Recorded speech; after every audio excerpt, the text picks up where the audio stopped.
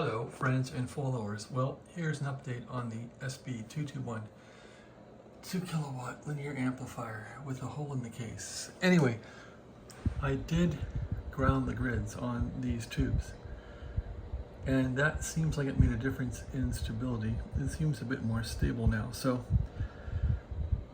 it doesn't do much on 40 meters. The best band I'm getting is 20 meters. I'm going out to my antenna. I have highest WR on my antenna, but it's hanging in there. So with the flex, I'm driving this thing with about 40 watts. Let's take it to 50 watts and see how we do here. So 50 watts, which is pretty good. There's 50 watts going out of the flex. Go to tuning mode now on the flex. Flex now has a 50 watt carrier into SWR, which isn't great. Come on, flex, hang in there, don't blow up on me. Okay, so out of the spout here we have maybe what, 60 watts according to the meter going out, which means 60 watts going into this amplifier. All right, let's key it and see what it does. I'm on high voltage. I have 3K volts here.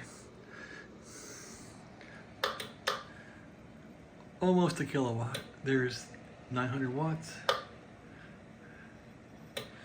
However, my voltage takes a big dip. Plate up there pretty high, almost half an amp. My line voltage, I'm only running the stuff on 120 and 118 there. I sync to 109 volts. So probably if I can give this thing 240 on a decent line, it might do a lot more power. So looks like it's coming along. 20 meters is the best band for it. And I sure did remove a lot of stuff that he had on the grids. Anyway, that's my story for now. It's taken 50 watts and almost a kilowatt on 20 meters. Let's go back to low voltage here. Sync it back a little bit. Okay, so at around 2.3 kilovolts, I'm getting a lot less. Well, not a lot less, but a bit less. So I guess if I get the voltage stabilized, it would work really well. Just lost my flex. It just rebooted or something.